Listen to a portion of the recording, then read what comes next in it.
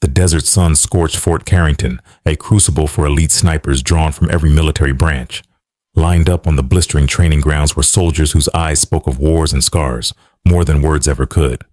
Among them stood Sophia Langley, 24 years old, 5 feet 7 inches, sharp green eyes, and an outsider from day one. Not because of her skill, but because she was a woman in a man's arena. "What's the little lady doing here, delivering coffee?" came the biting sarcasm from Master Sergeant Dayton. Laughter rippled down the line. Sophia didn't flinch. This wasn't her first time being underestimated, but today, she changed that, one way or another. Fort Carrington wasn't just a base. It was an unforgiving gauntlet, engineered to break bodies and forge warriors. With its endless training zones and brutal heat, it had one purpose: to filter out anyone who couldn't become the best. Sophia wasn't legacy military.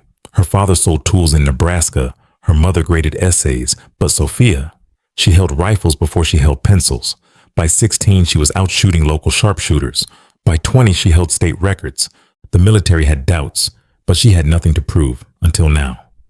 "Recruits to the left, observers to the right," barked Colonel Richards, the veteran commander presiding over the prestigious long-range sniper tournament. Sophia moved to the observer group, relegated to watching. Her duty: observe, record, learn. Nothing more.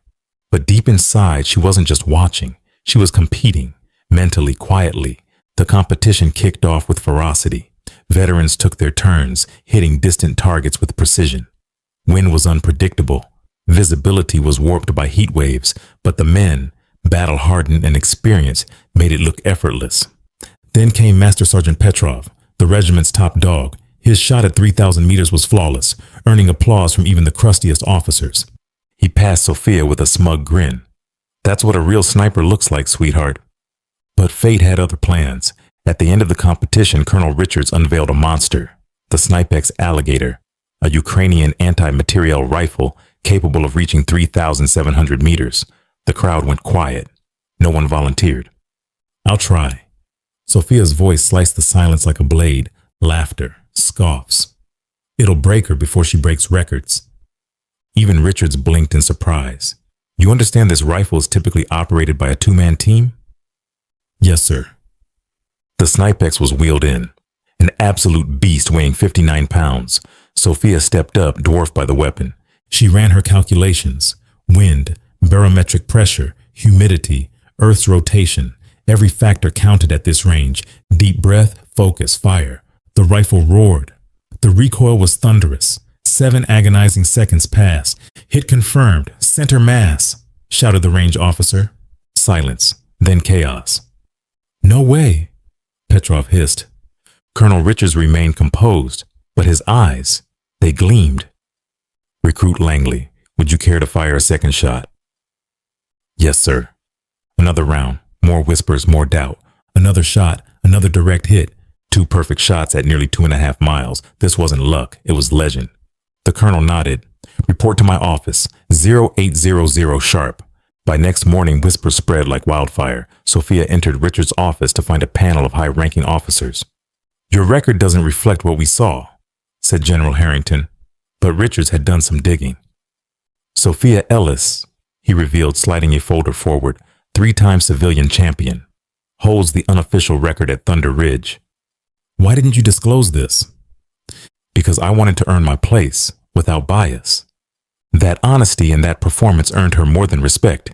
It earned her a fast track to Phase 3 of the Scout Sniper program, a level typically reserved for battle-seasoned warriors. But there was a catch. Her new superior, Petrov. "He filed a protest," said Richards, "but we dismissed it." Sophia accepted her promotion with calm resolve, but her new path would be anything but calm. At the mess hall, Sergeant Martinez warned her, "You painted a target on your back. Petrov won't let this slide." The next day, she joined her new team, 15 elite snipers. Petrov addressed them coldly. "Apparently, 2 lucky shots make you an expert."